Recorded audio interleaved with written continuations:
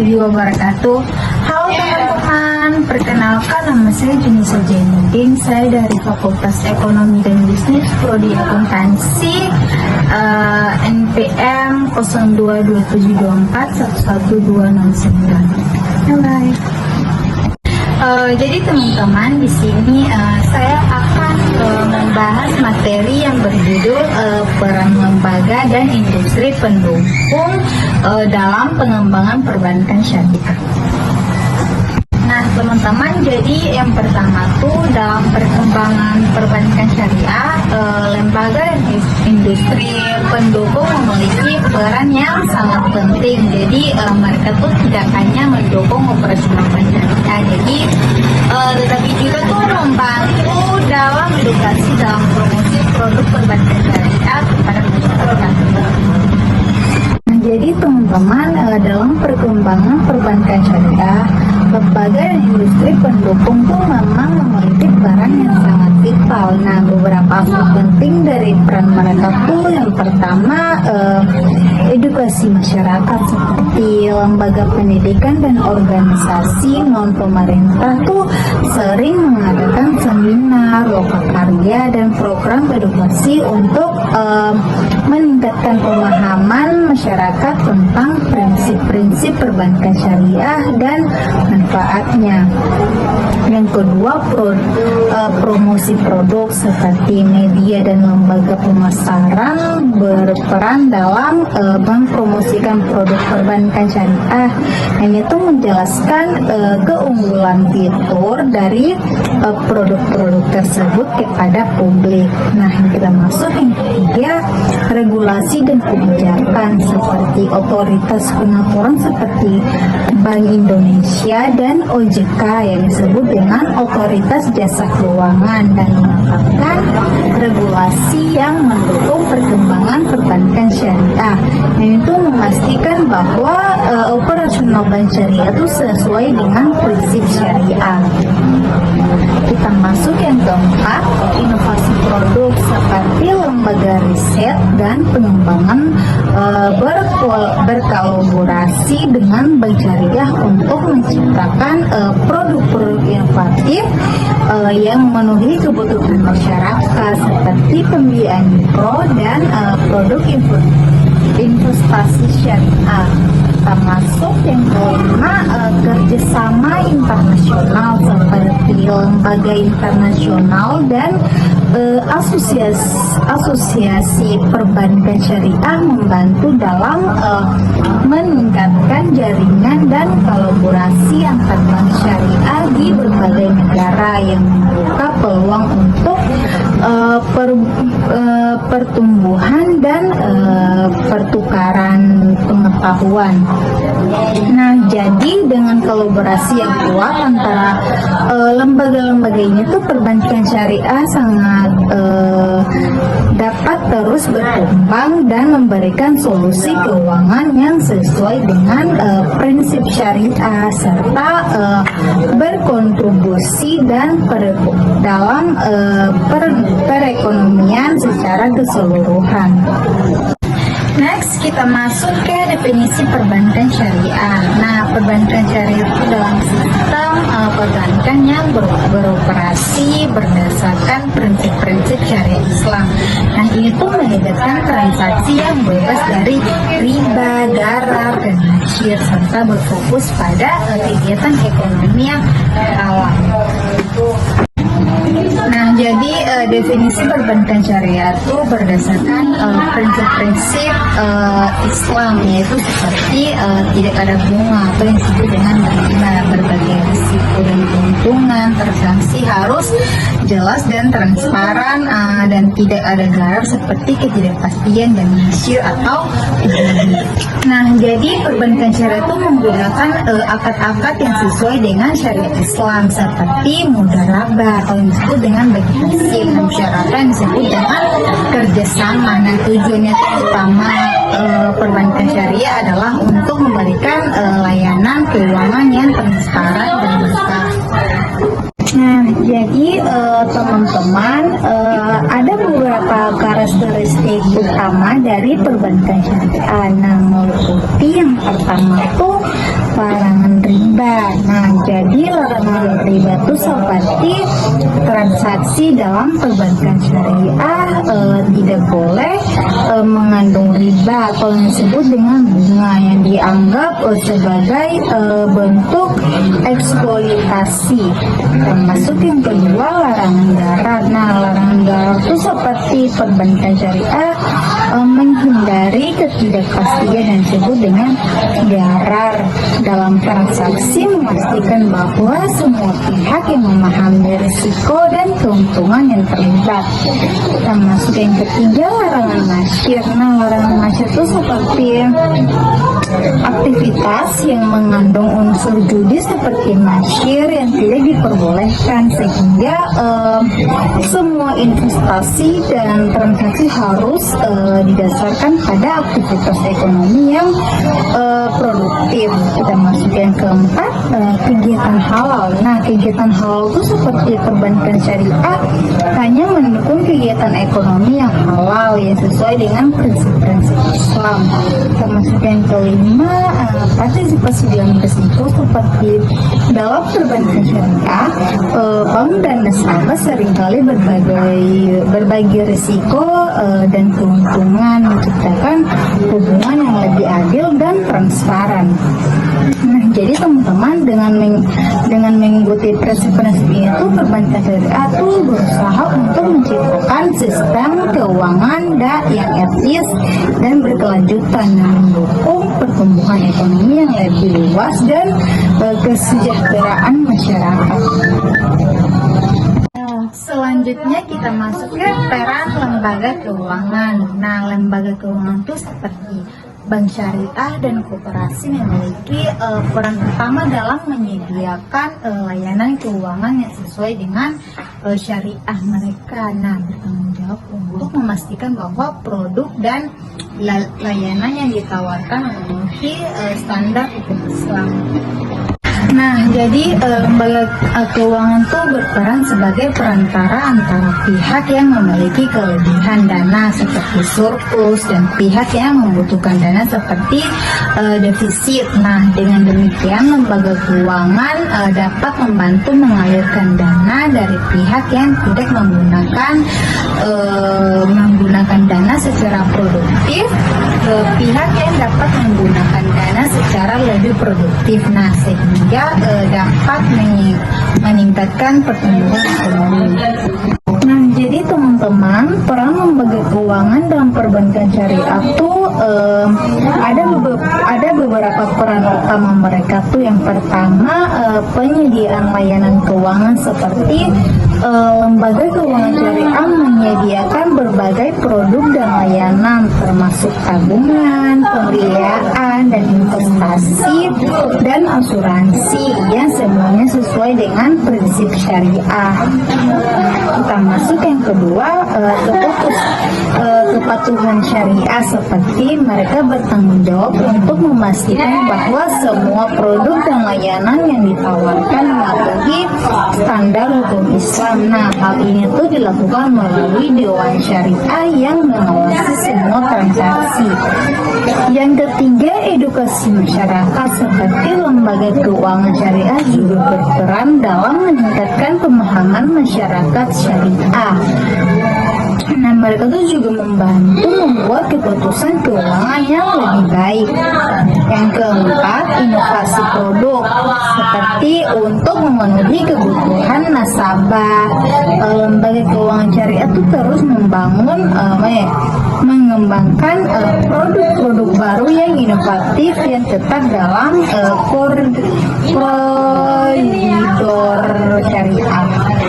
Yang kelima, mengembangkan ekonomi lokal seperti dengan memberikan pembiayaan untuk usaha kecil dan menengah seperti UMKM. Lembaga keuangan syariah berkontribusi pada pertumbuhan ekonomi lokal dan menciptakan lapangan pekerjaan.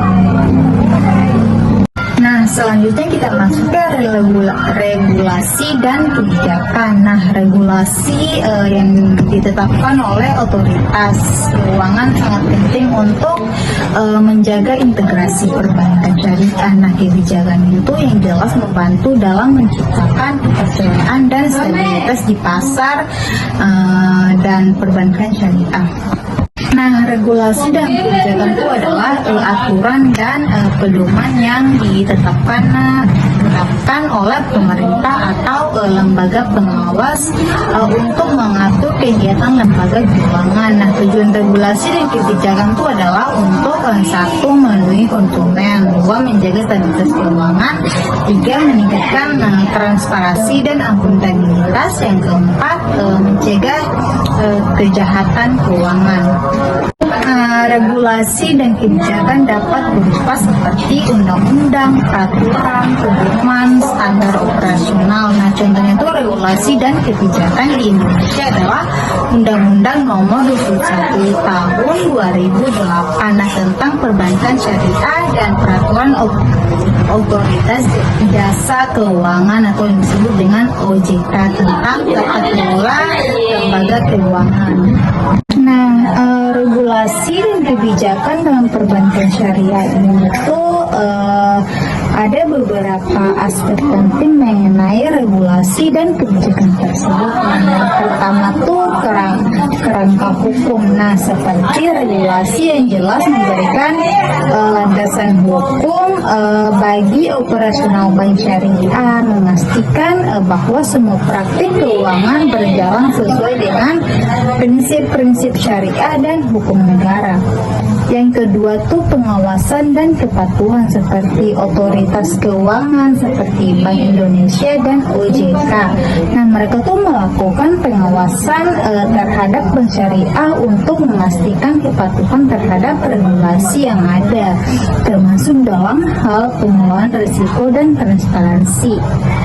Yang ketiga, standar syariah seperti kebijakannya menyangkut penetapan standar syariah membantu bank syariah dalam merancang produk dan layanan yang sesuai serta memastikan bahwa aktivitas mereka tidak melanggar prinsip-prinsip Islam. Yang keempat, pengembangan pasar seperti regulasi yang mendukung inovasi seperti pemberian insentif bagi produk-produk baru dapat mendorong perkembangan pasar perbankan syariah dan menarik lebih banyak nasabah. Yang kelima, stabilitas sistem keuangan seperti kebijakan yang bertujuan untuk menjaga stabilitas sistem keuangan seperti pengaturan mengenai likuiditas dan modal penting untuk mencegah risiko sistematik dan menjaga kepercayaan masyarakat. Yang keenam, edukasi dan sosialisasi. Nah, otoritas itu juga berperan dalam memberikan edukasi kepada masyarakat mengenai produk perbankan syariah dan regulasi yang berlaku, sehingga masyarakat dapat lebih memahami dan bermanfaatkan layanan yang ada. Selanjutnya kita masuk ke edukasi dan pelatihan. Nah, edukasi tentang perbankan syariah itu sangat penting untuk meningkatkan pemahaman masyarakat. Lembaga pendidikan dan pelatihan berperan dalam menyediakan program yang membekali individu dengan pengetahuan tentang produk dan layanan syariah. Nah, edukasi dan pelatihan adalah proses peningkatan pengetahuan, keterampilan, dan kesadaran masyarakat tentang keuangan, termasuk produk dan layanan keuangan serta pengelolaan keuangan yang sehat. Nah, tujuan edukasi dan pelatihan itu adalah seperti meningkatkan literasi keuangan, meningkatkan kesadaran dan akan pentingnya pengelola keuangan, meningkatkan kemampuan kelola keuangan, dan mencegah kejahatan keuangan. Nah, edukasi dan pelatihan dalam perbankan syariah itu mereka tuh ada beberapa aspek mengenai edukasi dan pelatihan dalam konteks ini. Nah, yang pertama tuh penyuluhan masyarakat seperti lembaga pendidikan dan organisasi non-pemerintah sering mengadakan seminar, workshop, dan program penyuluhan untuk masyarakat agar mereka memahami prinsip-prinsip dasar perbankan syariah dan manfaatnya.